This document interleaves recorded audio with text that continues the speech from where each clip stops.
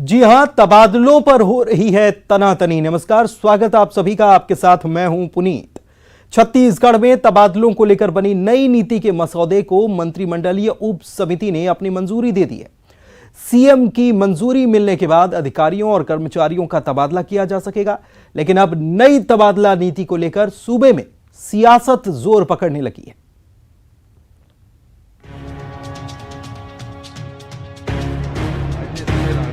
छत्तीसगढ़ में सरकारी कर्मचारियों और अधिकारियों के तबादलों पर लगी रोक जल्द ही हट सकती है। तबादलों को लेकर बनी नई नीति के मसौदे को मंत्रिमंडलीय उप समिति ने अपनी मंजूरी दे दी है। मसौदे को फाइनल अप्रूवल के लिए मुख्यमंत्री भूपेश बघेल के पास भेज दिया गया है। जानकारी के मुताबिक नई नीति के तहत अब 10% अधिकारियों और कर्मचारियों का तबादला हो सकेगा। इसके लिए जिले के भीतर तबादले का अधिकार प्रभारी मंत्री को रहेगा और दूसरे जिले में तबादले का अधिकार विभागीय मंत्री को होगा। मुख्यमंत्री की मंजूरी मिलने के बाद अधिकारियों और कर्मचारियों का ट्रांसफर शुरू किया जा सकेगा। उधर ट्रांसफर मसौदे को उप समिति की मंजूरी के बाद सियासत भी तेज हो गई है। मुख्य विपक्षी पार्टी बीजेपी ने कहा है कि कांग्रेस सरकार तबादला उद्योग चला रही है। देखिए, बड़े अधिकारियों का तो लगातार तबादला कर रहे हैं, लेकिन छोटे कर्मचारी आज इससे पीड़ित हो रहे हैं। उनके लिए बैंड नहीं खोला जा रहा है, शायद 3.5 वर्षों में पहली बार खोला जा रहा है। उनकी भी कई तरह की इच्छाएं होती हैं, आज वो भी पीड़ित हो रहे हैं। तो वैसे तो ये तबादला उद्योग चला रहे हैं और एक मैं समझता हूं कि इससे कर्मचारियों को तकलीफ ही होगी। आज बरसात के दिनों में बैंड खोलेंगे, इधर उधर कर्मचारी जाएंगे, उनके बच्चे स्कूल में दाखिला ले लिए हैं, फिर वहां से छोड़वा के अलग जगह में उनका दाखिला कहीं होगा नहीं होगा, रहने के लिए जगह नहीं मिलेगा। ये सबको पहले करना चाहिए। गर्मी के दिनों में, बरसात के पहले सब तबादला करना चाहिए। वहीं बीजेपी के आरोप पर सीएम भूपेश बघेल ने कड़ा पलटवार किया है। सीएम ने कहा कि बीजेपी ने 15 सालों में जो किया है उसे वही हर जगह नजर आता है। 15 साल तक क्या करते रहे हो? ट्रांसफर पैसा कमाने के जरिए है कि व्यवस्था सुधारने का? इनको रात में भी वही पैसा दिखाई देता है, सपने में भी। 15 साल वही करते रहे, जो करते रहे वही बता रहे हैं लोग। छत्तीसगढ़ में पिछले काफी समय से सरकारी अधिकारियों और कर्मचारियों के तबादले पर रोक लगा दी गई थी। नई तबादला नीति के मसौदे को मंजूरी मिलने के बाद कर्मचारियों को अब उम्मीद जगी है। रायपुर से न्यूज़ 18 के लिए ममता लांजेवार की रिपोर्ट। देवव्रत हमारे संवाददाता रायपुर से हमारे साथ इस खबर पर लाइव जुड़े हुए हैं, सीधे उन्हीं के पास चलते हैं। देवव्रत, हमने देखा कि न केवल बीजेपी ये आरोप लगा रही है कि ये तबादला उद्योग सरकार चलाने में लगी हुई है, बल्कि बीजेपी का आरोप ये भी है कि ये जो कवायद जो की गई है, ये कवायद पहले होनी चाहिए। इसका समय गलत है, क्योंकि अब तो कर्मचारियों ने अपने बच्चों का एडमिशन से लेकर तमाम चीजें कर ली होंगी और उसके पीछे बहुत सारी परेशानियां उन कर्मचारियों को होने वाली। इसको पहले किया जाना चाहिए था, यह भी विपक्ष कह रहा है।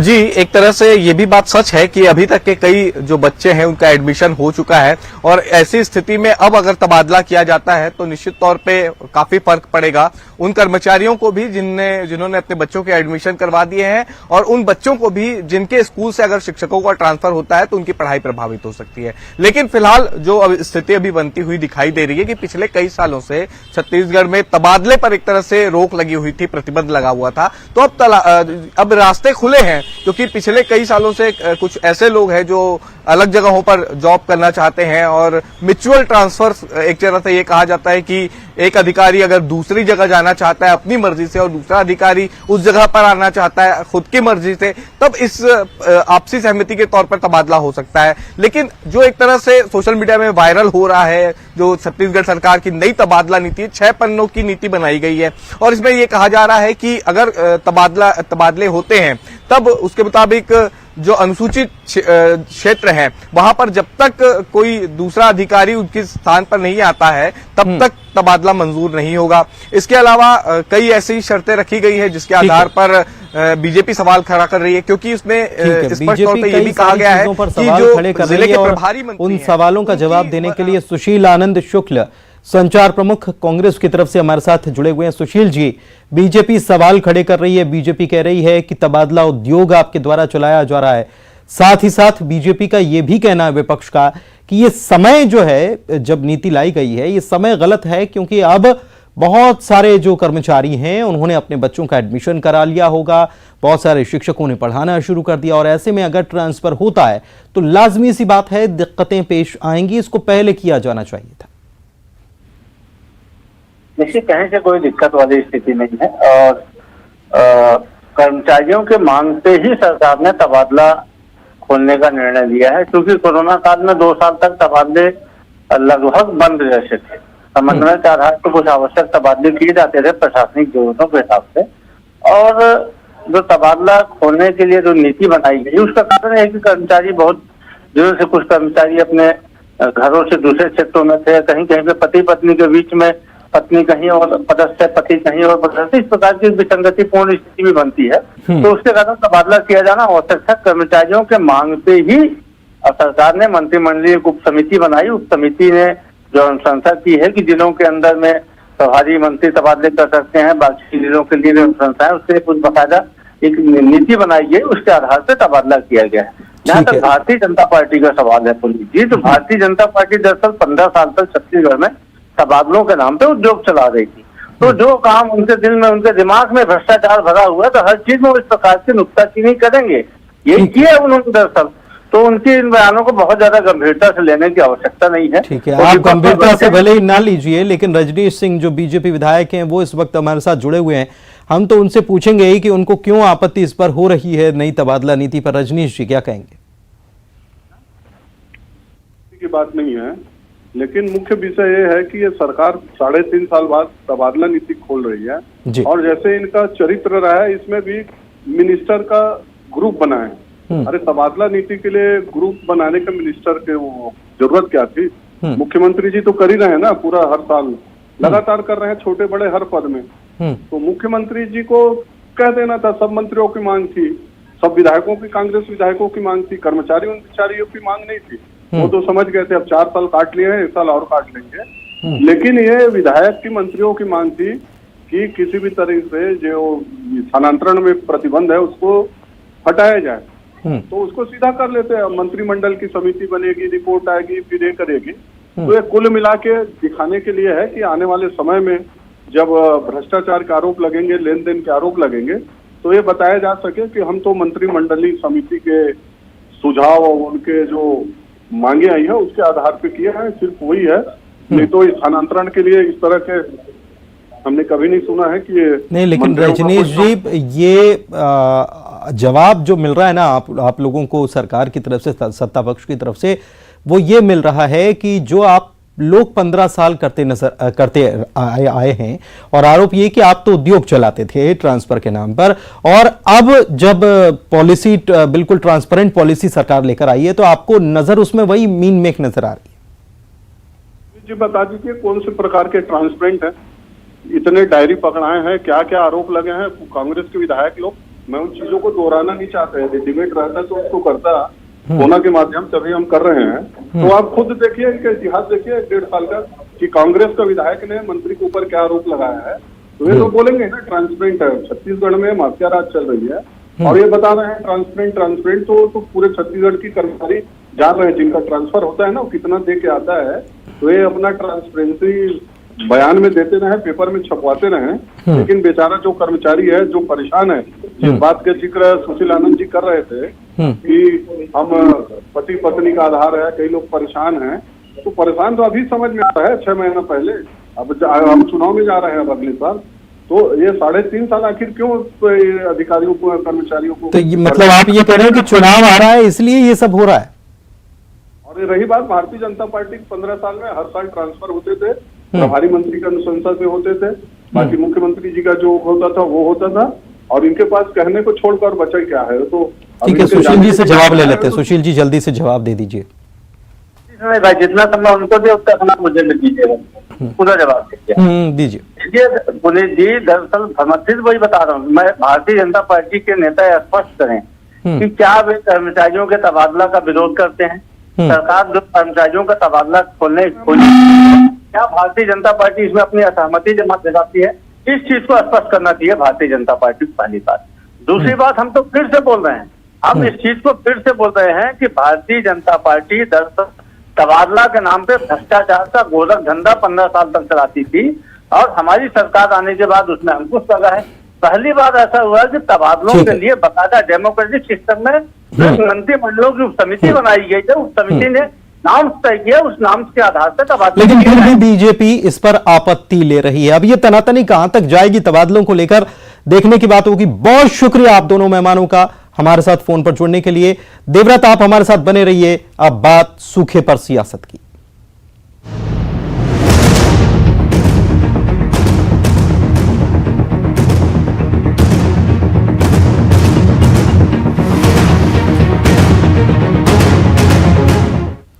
जी हां, मौसम भले ही बारिश का है लेकिन बात सूखे की हो रही है, क्योंकि छत्तीसगढ़ के कई जिलों में इन दिनों किसान बारिश न होने से परेशान हैं।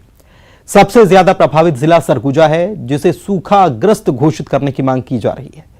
सरकार ने कम बारिश का आंकड़ा तैयार करने के लिए अधिकारियों को निर्देश दिए हैं, लेकिन अब सूबे में सूखे के बहाने सियासत की फसल लहलहाने लगी है। छत्तीसगढ़ के कई जिलों में इंद्रदेव की नाराजगी किसानों के लिए अब मुसीबत का सबब बनने लगी है। सबसे ज्यादा प्रभावित जिला सरगुजा है, जहां बारिश नहीं होने से किसानों की चिंता बढ़ गई है। अब तक धान की 30% भी बुआई और रुपाई का काम नहीं हो सका है। सावन का आधा महीना बीतने को है, लेकिन मौसम की बेरुखी बरकरार है। सरगुजा जिले के लुंड्रा तहसील में अब तक सबसे कम 21% बारिश दर्ज हुई है। कमोबेश ऐसे ही हालात जसपुर जिले के भी हैं। कई दूसरे तहसीलों में भी 35% से 55% तक बारिश हुई है। सरगुजा संभाग में अब तक पर्याप्त बारिश नहीं होने पर 3 विधायकों ने मुख्यमंत्री को चिट्ठी लिखी है और सरगुजा संभाग को सूखाग्रस्त घोषित करने की मांग की है। मुख्यमंत्री भूपेश बघेल ने सरगुजा संभाग में अल्प वर्षा की स्थिति को देखते हुए आकलन के निर्देश दिए हैं। शासन की ओर से अल्प वृष्टि का आंकड़ा मंगाया जा रहा है, लेकिन इस पर सूबे में सियासत भी शुरू हो गई है। बीजेपी के प्रदेश अध्यक्ष विष्णुदेव साय ने सूखे के हालात को लेकर राज्य सरकार पर निशाना साधा है। देखिए, सूखे की स्थिति तो बन गई है और मैं समझता हूँ सरगुजा संभाग ज्यादा सूखे की चपेट में है। जहाँ से मैं आता हूँ आज तक बुआई नहीं हो पाई है। रक्षाबंधन सावन पूर्णिमा तक किसान सब चीज रोपा उपा समाप्त कर लेते हैं, लेकिन आज रक्षाबंधन भी नजदीक है।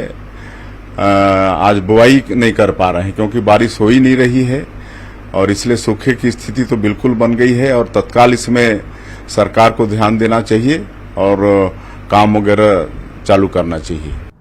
विपक्ष के आरोपों पर सूबे के मंत्री अमरजीत भगत का जवाब सामने आया है। मंत्री जी का कहना है कि प्रदेश के कई इलाकों में औसत से भी कम बारिश हुई है, जिसके चलते खेती पर असर तो पड़ा है, लेकिन मौसम पर किसी का जोर भी तो नहीं चलता। माननीय मुख्यमंत्री जी ने जो सूखा का आकलन करने के लिए आदेश दिया है एकदम सही है और ताकि वहाँ उससे निपटने के लिए कार्य योजना बनाया जा सके और लोगों को राहत दिया जा सके। इसमें कह रही है कि काफी देर कांग्रेस ने इसको सूखे को उठाया। देखो, मौसम के ऊपर किसी का जोर तो है नहीं और कल सूखे का घोषणा किए हैं और अंबिकापुर में खूब बारिश हुई है, तो उसको मौसम को कोई ठीक रहता नहीं है, लेकिन ये जरूर है कि औसत से कम सब कुछ है और जो खेती पिछड़ गई है। जाहिर है मौसम की नाराजगी का सबसे ज्यादा असर किसानों को ही भुगतना पड़ता है। ज्यादा बारिश हुई तो खेतों में खड़ी फसल तबाह हो जाती है और कम बारिश खून के आंसू रुलाती है। ऐसे में सरकार को इन किसानों के बारे में सोचना तो पड़ेगा। Bureau report, news 18 Madhya Pradesh, Chhattisgarh. Devvrat के पास चलते हैं। हमारे साथ हमारे सहयोगी रायपुर से लगातार बने हुए हैं। देवव्रत, सूखे पर भी सियासत, तबादलों पर भी तनातनी और सूखे पर भी अब सियासत हो रही है। सरकार ने तो आदेश दे दिए कि इसकी जांच हो कि कितना अभी कहां बारिश नहीं हुई है, कहां के ऐसे हालात हैं। विपक्ष फिर भी सवाल उठा रहा है। जी, और सवाल उठने भी चाहिए क्योंकि जिस तरह की स्थिति अभी देखने को मिल रही है, छत्तीसगढ़ में बारिश की स्थिति सबको मालूम है कि एक जैसी नहीं रहती है। पहले जो दक्षिण छत्तीसगढ़ है यानी कि बस्तर संभाग है, वहां पर अच्छी बारिश होती है और उसके बाद सरगुजा संभाग तक के मानसून पहुंचता है। हालांकि इस बार जो है मानसून की लेट लतीफी भी हुई और उसके बाद बद्रा बरसे भी, लेकिन एक तरह से सरगुजा संभाग में एक तरह से इंद्रदेव नाराजगी ही इंद्रदेव की देखने को मिली, जहां पर सरगुजा जिला है, बलरामपुर है, जशपुर जिला है, सूरजपुर है, ये ऐसे जिले हैं जहां पर एक तरह से सूखे की मार किसानों को झेलना पड़ रहा है। और अब जिस तरह से मंत्री जी का ये बयान आता है कि मौसम पर उनका बस नहीं है, लेकिन उनका बस सरकारी अमले पर तो जरूर है कि पटवारी जो है वो फील्ड का निरीक्षण करे, आरआई पहुंचे और वहां पर सूखे की स्थिति का जायजा ले और विस्तृत रिपोर्ट दे। तो केवल इतना ही काम जो है वो सरकार को करना है और सूखाग्रस्त जो सूखे की परेशानी से जूझ रहे किसान हैं उनको राहत देना है। संजय श्रीवास्तव जी भी जुड़े हुए हैं बीजेपी की तरफ से इस वक्त हमारे साथ, उनसे भी बात कर लेते हैं। संजय जी, सूखे पर सरकार की तरफ से जो आदेश दिए गए हैं कि जाकर आकलन शुरू किया जाए, क्योंकि हालात अभी भी, बारिश का मौसम तो अभी भी है, और ऐसे में विपक्ष को क्यों लग रहा है कि सरकार देर कर रही है? देखिए, सरकार के 4 साल के जो अनुभव रहे हैं कि जहां सरकार को लगता है कि जिम्मेदारी निभाना है तो वो लिंगर ऑन हर चीजों को करती है और उसके कारण वास्तविक रूप से जो लाभ मिलना चाहिए किसानों को हो चाहे किसी भी वर्ग को। उदाहरण के लिए मैं आपको कहता हूं कि अभी जो ट्रांसफर नीति बनी है, ट्रांसफर का समय होता है मई जून का समय, अब अगस्त आ रहा है और ट्रांसफर नीति की बात हो रही है। अभी नीतियां बनी है, घोषणाएं होंगी, तो आखिर लाभ किसको मिलेगा? तमाम प्रकार की दिक्कतें होने वाली कर्मचारियों को। ये जानबूझ के लिंगर ऑन करते हैं ताकि ज्यादा से ज्यादा जो किसानों को या किसी भी वर्ग को जो सहायता करना है ये नहीं कर पाते हैं। ये कौन सी बात है? देखिए, फसलें ऐसी होती है कि यदि 15 दिन 20 दिन के समय में यदि उनको पानी नहीं मिला तो फसल फिर खड़ी नहीं हो पाती है। तो सरकार को तात्कालिक रूप से इन सब चीजों को सर्वे करा के जो प्रावधान मिल गया है। ठीक है, यानी कि आपका कहना है कि जिसकी फसल बर्बाद हो गई, बारिश नहीं हो, उसने तैयारी कर रखी थी, फसल बर्बाद हो गई, अब उसका तो नुकसान हो गया। अगर बारिश हो भी जाती तो उसका नुकसान तो है ही। ये बात तो बिल्कुल सही है संजय जी। प्रमोद दुबे जी जुड़े हुए हैं, उनसे बात करते हैं। प्रमोद जी, ये लटकाने का काम क्यों किया जाता है? ये आरोप लगता है कि आप किसी भी चीज को लटकाकर बहुत वक्त बाद फैसला लेती है कांग्रेस, ये आरोप है। नहीं, देखिए, कोई चीज समय में होता है। अगर बच्चा पैदा होना है तो 9 महीने में ही होगा। अगर कोई बहुत पावरफुल आदमी और बोल देगा कि 6 महीने में बच्चा पैदा करो, तो ये नहीं होता। खेती किसानी का अभी समय थरहा देने का समय है। अभी बारिश के लिए अगर आप बात करें तो सावन के महीने में बारिश होती है और सरकार ने गंभीरता पूर्वक ये चीजों को पहले से करने के लिए कह दिया है कि हर क्षेत्रों में कितना कितना पानी बरस रहा है। तो जहां तक संजय श्रीवास्तव जी कह रहे हैं तो उनको अपने सरकार में दरअसल ये चीजें दिखी है, यानी बार-बार इस पर भी तबादले पर तनातनी और सूखे पर सियासत जारी इसी तरीके से रहने वाली। बहुत शुक्रिया आप दोनों का हमारे साथ जुड़ने के लिए, और देवव्रत आपका भी बहुत शुक्रिया इस जानकारी के लिए। खबर पर बड़ी खबर इस वक्त बता दें दर्शकों को, खरगोन से इस वक्त की बड़ी खबर यह कि ट्रक में भीषण आग लग गई और आग लगने की वजह का खुलासा नहीं हो पाया और कुछ ही मिनटों में यह ट्रक धू धू कर जल उठा। ड्राइवर की सूझबूझ रही, जिसकी वजह से एक बड़ा हादसा हो सकता था, लेकिन टल गया। खानदेश टायर फैक्ट्री के अंदर यह ट्रक खड़ा हुआ था और जैसे ही आग लगी तो आग लगते ही ड्राइवर ने इस ट्रक को बाहर किया, वरना टायर फैक्ट्री है तो कितना बड़ा हादसा होता यह समझा जा सकता है। कंपनी में यह रबर लेकर ट्रक पहुंचा हुआ था। फायर ब्रिगेड को खबर की गई, फायर ब्रिगेड ने आग बुझाई। खलटाका पुलिस भी मौके पर पहुंची।